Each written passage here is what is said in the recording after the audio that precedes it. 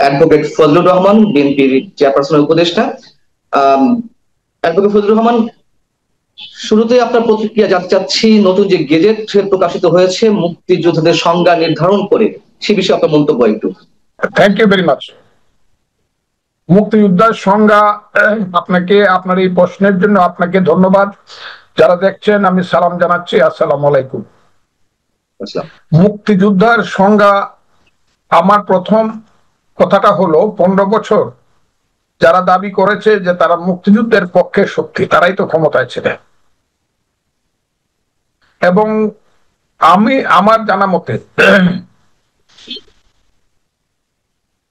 সেই মুক্তিযুদ্ধের পক্ষের শক্তি ইচ্ছা করলে একটা সঠিক তালিকা করতে পারত, সংজ্ঞাটাও সঠিক করতে পারত, কেন করলো, সংজ্ঞা কি কারণে করলো সেগুলা বলতে পারত। কিন্তু এই 15 বছরে তারা সঠিক সংজ্ঞা করা দূরের কথা, সঠিক একটা তালিকাও করতে পারলেন।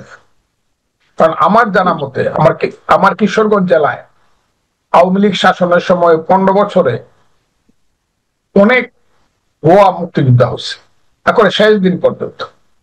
যাদের বয়স 3 বছর ছিল তারাও মুক্তিযোদ্ধা হয়েছে টাকা দিয়া। এটা আমি সবাইকে দোষী। কত টাকার পরিমাণ? নিচে 20 লাখ, উপরে 50 লাখ। আমি জানি, আমার বললে আমি চ্যালেঞ্জ করবো যে আমি জানি এবং দেখাই দিব, এবং সবাই বলবো ও 50 লাখ টাকা দিয়ে মুক্তিযোদ্ধা হয়েছে। আওয়ামী লীগের আমার এটা হইলে কেন? যেন আমার থানা ইটনাতে এটা একজন ব্যক্তি টাকা দিয়ে মুক্তিযোদ্ধা হয়েছে, মুক্তিযুদ্ধের ধারে কাছেও ছিল না, সে ডিসি পর্যন্ত হয়ে রিটায়ার করছে। কথাটা বুঝার চেষ্টা করে। সমস্ত মুক্তিযোদ্ধারা লিখিত দিচ্ছে ইটনা থানার যে এরা মুক্তিযোদ্ধা না।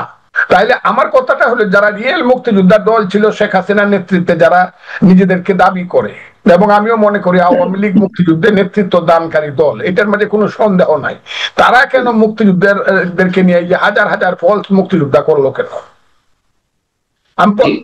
যদি সত্য কথা আপনাকে স্বীকার করেন, এখন আপনি বাপের কাছ থেকে পান নাই বিচার, বা বাপের কাছ থেকে আপনি সহযোগী কিছুই পান নাই, আপনি ওই আরেকজনের কাছে গিয়া, চাচার কাছে গিয়া ডাক চাচার কাছে গিয়া দাবি করেন যে আমার সহযোগিতা করো। কেন করবে? এটা তো মুক্তিযুদ্ধের সরকার না, এটা তো মুক্তিযুদ্ধের বিরোধীদের দ্বারা সমর্থিত একটা সরকার।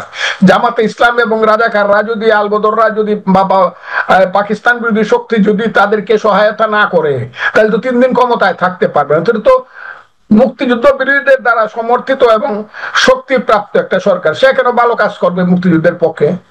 1। 2 নম্বর হলো, পরশুদিন দেখলাম পাকিস্তানের লস্করে তৈয়বা, নিশ্চয়ই আপনি দেখছেন, এর মূল ব্যক্তি বলছে যে আমরা 71-এর প্রতিশোধ নিছি। এই ব্যাপারে আমি বর্তমান মুক্তিযোদ্ধা কমান্ড কাউন্সিল, বর্তমান মুক্তিযোদ্ধা উপদেষ্টা, তাদেরকে আমি ভালো জানি, তাদের বক্তব্য আশা করব যে লস্করে তৈয়বার বক্তব্য যে দিছে যে 5ই আগস্টে আমরা 71-এর প্রতিশোধ নিছি এবং এটা ধীরে ধীরে পূর্ব পাকিস্তানের দিকে আমরা নিয়ে যাব, এইটাই যদি সত্য হয়, তার কাছ থেকে আপনি কেন আশা করেন যে সে আপনাকে মুক্তিযুদ্ধ স্বীকার করছে? এটি তো বেশি করছে। এটার পূর্ব পাকিস্তান করলে আপনি কি করবেন? আওয়ামী লীগেরা তালা মারলো কেন মুখের মধ্যে? কোটি কোটি আওয়ামী লীগ যে বলতো এক সময়, লাখে লাখ, একটা লোকে কথা বলেন আপনি বলেন। এই ফজলুর রহমান হতবাগা ছাড়া মুক্তিযুদ্ধের পক্ষে, যে আপনি কেন মিস্টার মঞ্জুরুল আলম পান না ওখানে বসে বসে নিজের জীবনের রিস্ক নিয়ে এত কথা বলতে হয়? কেন সাংবাদিক আমার ভাই, নাম বললাম না, নামটা বললাম নাইলে ভুল বুঝা, আজিজ ভাই কেন এত সত্য কথা নিজের জীবনের ঝুঁকি নিয়ে বলতে হয়?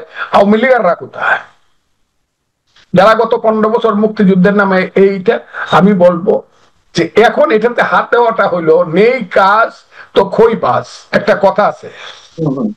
এই সরকারের কোনো কাজ নাই, কুকাজ করা অকাজ করা ছাড়া কোনো কাজ নাই। কাজে আরেকটা কাজে হাত দিছে যাতে মানুষের দৃষ্টিভঙ্গিটা আবার ওই দিকে যায়। ওই কারণে ইলেকশনকে সবসময় তাদের লক্ষ্যে আছে পৃথিবী থাকতে যাতে চন্দ্র সূর্য যতদিন উঠবে ততদিন যাতে ইলেকশন না করতে হয়, আর ইউনূস সাহেব যাতে আরো 150-200 বছর বাঁচা থাকে। এবং এই আমার ধারণা স্বাধীনতা বিরোধীরা যারা এবং তাদের যে সাহায্যকারী কিছু ওরা আছে, মোল্লা মুন্সিরা আছে, এরা দোয়া করে প্রত্যেকদিন, হে আল্লাহ তুমি ইউনূস সাহেবকে 150 বছর আয়ু দাও আর সারা জীবন ওনাকে ক্ষমতা দাও। কাজেই আপনি বুঝতেছেন এই সরকার, ইউনূস সাহেবের সরকার 150 বছর থাকার চেষ্টা করতেছে, আমি এই কথাটা রূপ করতে বলতে যতদিন জীবন আছে, আর এইটাকে আস্তে আস্তে ধীরে ধীরে মুক্তিযুদ্ধের বিপক্ষে নেওয়ার চেষ্টা করতেছে। এখন যে অর্ডিনেন্সটা তারা করছে, আমি যতটুকু দেখছি, আমার ভুল হইলে সবাই ক্ষমা করবে, ওই আওয়ামী লীগের এমপিদেরকে বাদ দেওয়ার জন্য এই কাজটা করছে বলে আমার মনে হয়। যে মুক্তিযুদ্ধে আওয়ামী লীগ খুব কিছু করে নাই, এটাকে ছোট করার জন্য করছে। তো করবেই তো, আওয়ামী লীগ তো পলাইলো কেন? জি, আমার প্রশ্ন হচ্ছে যে এই গেজেট প্রকাশের সঙ্গে সঙ্গে যে ধরনের রিপোর্টিং হলো বিভিন্ন পত্রপত্রিকা, বা আমরাও ধরে নিলাম বঙ্গবন্ধু সহ জাতীয় চার নেতা এবং আহ জাতীয় পরিষদ বা প্রাদেশিক পরিষদ, মুক্তিযুদ্ধ আগে পূর্ব পাকিস্তানের সময় যে নির্বাচনগুলো অনুষ্ঠিত হয়েছিল তার সদস্যরা 4 শতাধিক নেতার মুক্তিযোদ্ধার স্বীকৃতি বাতিল হচ্ছে। পরবর্তীতে মুক্তিযুদ্ধ বিষয়ক উপদেষ্টা ফারুকী আজম তিনি বলেছেন না, এটা ভুল বুঝাবুঝি, তাদের স্বীকৃতি বাতিল হচ্ছে না। আসলে কি বিভ্রান্তি ইচ্ছা করে তৈরি করা হয়েছে, নাকি আমরা ভুল বুঝেছি, নাকি সরকার এখন সমালোচনার মুখে উল্টো কথা বলছে? আপনার কি মনে হয়? এই সরকার সবই টেস্ট করতেছে, টেস্ট করে, বুঝছে যে আমরা এই কাজটা করে, টেস্ট করে ভিন্ন কারণে। একটা হইলো জিনিসটাকে পাকিস্তানের দিকে নিয়ে যাওয়ার জন্য টুকা দিয়া দেখে। কি টুকা দিছে? প্রথম, মুক্তিযুদ্ধ হলো 47, মুক্তিযুদ্ধ হলো 24, 71 হলো ভাইয়ে ভাইয়ে ঝগড়া, ওখানে কোনো যুদ্ধ হয় না, এটা ছিল ইন্ডিয়ার কনস্পিরেসি, ভারতের চক্রান্ত 71। এখন আপনি একজন সাংবাদিক, আমি একজন পলিটিশিয়ান, আপনি মুক্তিযোদ্ধা ছিলেন না, কিন্তু আপনি মুক্তিযুদ্ধের চেতনাকে, আদর্শকে ধারণ করেন, আর আমি মুক্তিযুদ্ধ ছিলাম, আদর্শকেও ধারণ করি। আমি যখন বললাম এই রাজাকারের বাচ্চারা এখনো কিন্তু জীবিত আছে, রে আল বদরের বাচ্চারা, এইসব কথা বলিস না, 71 না থাকলে কিন্তু বাংলাদেশ নাই, তোরা পাকিস্তান জায়গা, না হলে দেশটার নাম পূর্ব পাকিস্তান করে এলো, কারণ যুদ্ধ না হইল তো বাংলাদেশ হইতো। এইগুলা কইতে কইতে প্রথমে বক্সে ফজলুর রহমান যে কত যাওরা, ফজলুর রহমান যে ভারতীয় বেশ্যার ঘর থেকে হইছে, এসব খুব বক্সে বই কেটে খুঁজে। আমি কান বন্ধ করে ফেলছি, আমি কান বন্ধ করে যখন ফেলছি যে আমি আমার সত্য কথা মুক্তিযুদ্ধের পক্ষে বলবো রে রাজাকারের বাচ্চারা, এই এতদিন পরে আইসা রাজাকারের বাচ্চারা বলতে একটা যুদ্ধ হয়েছিল। এর আগে কিন্তু কইছে যারা অস্ত্র হাতে নিয়েছিল 71 সনে, জামাত বলছে কিন্তু তারা আল্লাহর কাছে মাপ চাও, আল্লাহ ইচ্ছা করলে মাপ করে, এত কয় না না একটা যুদ্ধ হয়েছিল। এটা টেস্ট করে দেখতেছে, এগুলো টেস্ট করা। তার মূল কাজটা হলো ইলেকশনকে বিলম্বিত করা, ওই যে জাতীয় নির্বাচন, ওইটাকে প্রলম্বিত করার জন্য এইসব কাজ হইতেছে। তবে যে লোকটার কথা আপনি বললেন, ওই যে মুক্তিযোদ্ধা মন্ত্রণালয়ের দায়িত্বে যিনি আছেন, he is a good man, he is real freedom fighter, উনি বীর প্রতীক, আই নো হি। কিন্তু একজনের পক্ষে তো সবকিছু করা সম্ভব না, কারণ উনি তো এত বড় একজন মুক্তিযোদ্ধা হওয়া সত্ত্বেও কেন তার দপ্তরের মাধ্যমে মুক্তিযুদ্ধ বিষয়ক মন্ত্রণালয়ের পক্ষ থেকে একের পর এক হঠকারী সিদ্ধান্ত কিংবা বিতর্কিত সিদ্ধান্ত নেওয়া হচ্ছে? এ পর্যন্ত মুক্তিযুদ্ধের যে স্মৃতি স্মারকগুলো ধ্বংস করা হয়েছে 5 আগস্টের পরে, সেইগুলার ক্ষেত্রে কোনো ধরনের কোনো উদ্যোগ তো নেওয়া হয়নি সংরক্ষণ বা পুনর্নির্মাণের ক্ষেত্রে। উল্টো 24-এ যারা আন্দোলন করেছে তাদেরকে মুক্তিযুদ্ধ মন্ত্রণালয়ের মাধ্যমে বিশেষ সুযোগ সুবিধা দিয়ে 71-এ যারা মুক্তিযুদ্ধ আপনারা তাদের স্ট্যাটাসে নিয়ে আরেকটি চেষ্টা করা তো আমরা শুরু থেকে দেখছি। এই বিতর্কিত সিদ্ধান্ত তিনি কিভাবে মেনে নিচ্ছেন, বা তার মাধ্যমে কেন এই সিদ্ধান্তগুলো আসছে? আসছে যে আমি মনে করি তার মতো লোকের এখানে থাকা উচিত, আর যদি থাকে তাকে ভবিষ্যতে ইতিহাসের গ্লানির তলে পড়তে হবে, ইতিহাসের দায়িত্ব তাকে নিতে হবেই, কারণ যদি থাকে, কিন্তু তার থাকা উচিত না। এই যে এই অপকর্মটা যে করছে, যে 71-এর মুক্তিযোদ্ধাদের সঙ্গে আবার 24-এর মুক্তিযোদ্ধা, আমি বলি বাঘ আর বিড়াল দুইটাই বুঝি সমান সমান, যে দেশে চাইলে ডাইলে একদল, তেলে গিয়ে একদল, হ্যাঁ 71-এ আর 24-এ একদল, এইটা মহা অপরাধ করতেছে। এবং 24 সম্পর্কে কিন্তু প্রশ্ন আইসা গেছে অলরেডি। 24-এর পিছনে কি পাকিস্তানের ওই যে পরশুদিন যে বলছে, ওর নাম কি, নামও মনে থাকে না, হারামজাদারা রাজাকারের বাচ্চাদের যে নেতা যে পাকিস্তানে বসে আছে, কি নাম সংগঠনটার নেতা, যে বলছে যে আমরা 71-এর প্রতিশোধ নিলাম। এখন এটি ক্লিয়ার করতে হবে, লস্করি তৈয়বা, হ্যাঁ এখন 5ই আগস্টের যারা নেতা, যারা সমন্বয়ক, যারা ইউনূস সাহেবরা, তাদের এখন এটা ক্লিয়ার করতে হবে যে ওই যে লস্করে তৈয়বা যে কইছে কথাটা সত্য না মিথ্যা, তা না হলে প্রতিবাদ করতে হবে যে এইসব মিথ্যা কথা বলবেন না। কারণ আমি দেখছি এই মুনাফেকের বাচ্চারা গান বাজাইছে, একটি ফুলকে বাঁচাবো বলে যুদ্ধ করি, তীরহারা এই ঢেউয়ের সাগর পাড়ি দিয়ে পড়ি, বঙ্গবন্ধুর ভাষণ বাজাইছে, এবারের সংগ্রাম আমাদের মুক্তির সংগ্রাম, এই 5ই আগস্টের সমন্বয়করা বাজাইছে। আচ্ছা, এটার সঙ্গে না হয় কিছু মুনাফিকি করতেছে বুঝতেছি, কিন্তু এটার পিছনে এই যে একটা ছেলে সার্জিস আলম বলে ফেলছে যে এটার পিছনে জামাত আছে, শিবির আছে, এরা হলো ভ্যানগার্ড। এখন এই ভ্যানগার্ডদের পিছনে যদি ওদের বাপ থাকে লস্করে তৈয়বা, আমি খুব ক্লিয়ারলি বলছি, পৃথিবীর জঙ্গিদের বাবা লস্করি তৈয়বা যদি থাকে তাহলে তো 5ই আগস্টের যারা নেতৃত্ব তাদের ক্লিয়ার করতে হবে, তাহলে তো 5ই আগস্ট নেই প্রশ্ন উঠবে, আর আমাদেরকে পৃথিবীতে হাত জোর করে বাঁচতে হবে যে আমরা ভুল করছিলাম কিনা। কারণ আমি যত কথা কইছি 5ই আগস্টের আগে, সমস্ত ইউটিউবার মিললেও এত কথা, ওই যে ফ্রান্সে বয়ে রয়েছে, আমেরিকায় বসে রয়েছে, সবাই মিললেও এত কথা বলে নাই। দূর থেকে যারা বাক বাক হুম করছে, ভিতরে এইসব বলার এক বেটাও সাহস পানি ফজলুর রহমান ছাড়া। কাজে আমি মনে করি 5ই আগস্ট নিয়েই কিন্তু প্রশ্ন উঠবে। এখন পাকিস্তানিদের হাতে দেশ চলে গেছে, পাকিস্তানি ভাবাদর্শের লোকজনের কাছে এই নওয়াজ শরীফ কি কয় আমরা পরাজিত হয়েছিলাম, নওয়াজ শরীফের বাইরে দেখি শাহনেওয়াজ শরীফ, সবাই এখন খুব খুশি যে এদের ভাইয়েদের সন্তানেরা এখন বাংলাদেশের ক্ষমতায় আছে, এরা খুব খুশি। কিন্তু এরা যখন খুশি হয় তাইলে যে সার্জিস আলমের কথা বলছিলেন বা হাসনাত আব্দুল্লাহ সাবেক সমন্বয়করা একসময় যখন বুঝতে পারলো যে মুক্তিযুদ্ধ ছাড়া আসলে দেশে রাজনীতি করা সম্ভব নয়, তখন তারা জামাতে ইসলামীকে অ্যাটাক করা শুরু করলো। আবার যখন জামাতের একজন শীর্ষ নেতা মানবতা বিরোধী অপরাধের দায়ে দণ্ডিত হয়েছিলেন, মৃত্যুদণ্ডপ্রাপ্ত হয়েছিলেন, তিনি যখন খালাস পেলেন, তখন আবার তারা মন্তব্য করলেন যে একে একে যাদের মৃত্যুদণ্ড হয়েছে তারা যদি ফিরে আসতেন, তারা যদি বেঁচে থাকতেন, তারাও সম্ভবত এভাবে বেরিয়ে আসতেন। আসলে তাদের উদ্দেশ্যটা কি? কখনো জামাতের বিরুদ্ধে কথা বলছে, আবার জামাতের যুদ্ধাপরাধীদের পক্ষে তারা কথা বলছে, জয়গান গাইছে।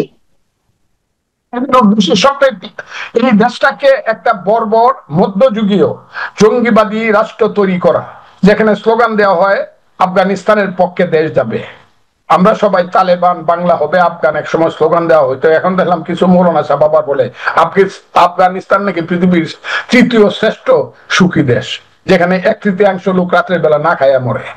সেই আফগানিস্তান হইতে চায় তারা, এবং এটা কইতে গেলে যখন বাধা পায়, এদের তো কোনো নীতিগত অবস্থান নাই, আদর্শগত অবস্থান নাই।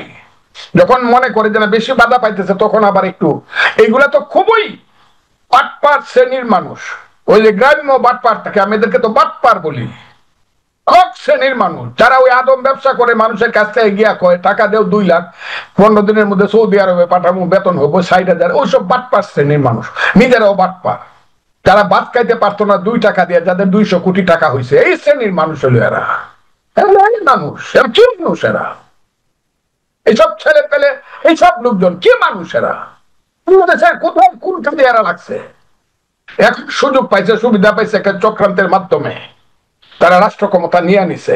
এটার জন্য তো আপনাকে কিছুদিন ভোগ করতেই হবে। যদি আপনি সঠিক না, আপনি কেন এরকম করছিলেন? এটা আগে নিজে তওবা করেন, আগে নিজেরা তওবা করেন। কেন 15 বছর আপনি 3টা ইলেকশন দেন নাই? কেন 14 সনের বিনা ভোটে ইলেকশন করছেন? কেন 18 সনে দিনের ভোট রাতে করছেন, নিশিরাইতের এমপি হয়েছে? কেন 24 সনে আমির ভোট করছেন? কেন সালমান রহমানদের মতো রাজাকারের বাচ্চাদেরকে বাংলাদেশের সমস্ত অর্থনৈতিক নেতা বানায়া, এস আলমদের মতো জামাতের পৃষ্ঠপোষকদেরকে নেতা বানায় আপনি আওয়ামী লীগ, বঙ্গবন্ধুর আওয়ামী লীগ বানাইছেন, এস আলমদেরকে সমস্ত ব্যাংক লুট করছেন। আগে তওবা করেন। আমি জামাত প্রসঙ্গে একটু আসতে চাই। জামাত কখনো সরকারের বিরুদ্ধে হুঙ্কার ছাড়ছে, আবার এটাও আমরা জানি জামাত বিহাইন্ড দ্য স্ক্রিন সরকার পরিচালনা করছে।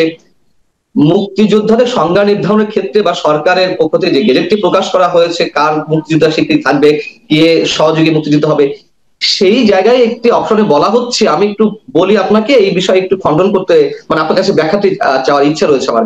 মুক্তিযুদ্ধের পরিবর্তিত সংজ্ঞায় বলা হচ্ছে 1971-এর 26শে মার্চ হতে 16 ডিসেম্বর পর্যন্ত একটি স্বাধীন গণতান্ত্রিক রাষ্ট্র হিসেবে বাংলাদেশের জনগণের জন্য সাম্য, মানবিক মর্যাদা ও সামাজিক ন্যায় বিচার প্রতিষ্ঠার আকাঙ্ক্ষায় হানাদার ও দখলদার পাকিস্তানের সশস্ত্র বাহিনী এবং তাদের সহযোগী রাজাকার, আল-বদর, আল-শামস, তৎকালীন মুসলিম লীগ, জামাতে ইসলামী, নিজামে ইসলাম এবং দালাল ও শান্তি কমিটির বিরুদ্ধে যুদ্ধ, অর্থাৎ পাকিস্তানি দখলদার বাহিনী সহ আল-বদর, আল-শামস, তৎকালীন মুসলিম লীগ, জামাত ইসলামী সহ যারা ছিল তাদের বিরুদ্ধে যে যুদ্ধ সংঘটিত হচ্ছে সেটাই মুক্তিযুদ্ধ। তাহলে এই যে গেজেটে জামাত যে বাংলাদেশের বিরুদ্ধে ছিল, যুদ্ধ অপরাধ সংগঠন হিসেবে দায়িত্ব পালন করেছে বা পাকিস্তানিদের পক্ষে দায়িত্ব পালন করেছে, এখন সরকার আসলে কি বলতে চাইছে, সরকারের মোটিভটি কি, তারা এই 3 দিয়ে আবার নতুন কোন খেলা খেলতে চাইছে, কি মনে হয়? শুনবেন, আমি আপনাকে বলি, এই কথাটার জন্য এদেরকে সবরে মাফ করে দেওয়া দরকার। মানে যারা এই অর্ডিন্যান্সটা করছে, অন্তত এইটুক তারা বুক ফুলায় কইতে পারছে এই রাজাকার আল বদর আল শামস আর মুসলিম লীগ, জামাত ইসলামী, নেজাম, মুসলিম লীগ মারা গেছে, জামাত এখনো শুধু জীবিত না, আরো বেশি শক্তিমান হয়ে আসছে, এই তো কথাটা। জামাত যে যুদ্ধ করলো, এরা যদি যুদ্ধ অপরাধী হয়ে থাকে, এই নামে দল করে কেমনে? এপিলেট ডিভিশন তাদেরকে এফিলিয়েশন দিল কেমনে, রিকগনিশন দিল কেমনে? তাইলে সরকার এটা লেখে কেমনে? তাইলে হয় সরকার তাইলে সত্য লেখতেছে, এপিলেট ডিভিশন সরকারকে বুঝতেছে না। আমি এর বেশি আর কইলাম না, দুইটার মধ্যে মারাত্মক কন্ট্রাডিকশন। যারা আমার মুক্তিযুদ্ধের বিরুদ্ধে যুদ্ধ করছে জামাত, তাদেরকে আবার আওয়ামী লীগ বাতিল করছে, ন্যায় অন্যায় বুঝি না, তুই যুদ্ধ করছিস বাতিল হো, এদেরকে আবার এফিলিয়েশন দিছে। তাইলে এপিলেট ডিভিশনকে ধরতে হবে। আবার যদি এপিলেট ডিভিশন বলে যে না আমাদেরটাই সত্য, সরকার যেটা করছে এটা মিথ্যা, জামাত মুক্তিযোদ্ধার দল ছিল, তাই তো সরকারকে পদত্যাগ করতে হয়। এই কন্ট্রাডিকশন রয়ে গেছে। আর আমি যে কথাটা বলবো, এই মুক্তিযুদ্ধের ব্যাপারটা নিয়ে এখন সরকার হাত দিছে, কোনো তাদের মানে চিন্তার মধ্যে কোনো শুভ কথা চিন্তা নাই। চিন্তাটা হলো ইলেকশনটাকে বিলম্বিত করা এবং প্রলম্বিত করা।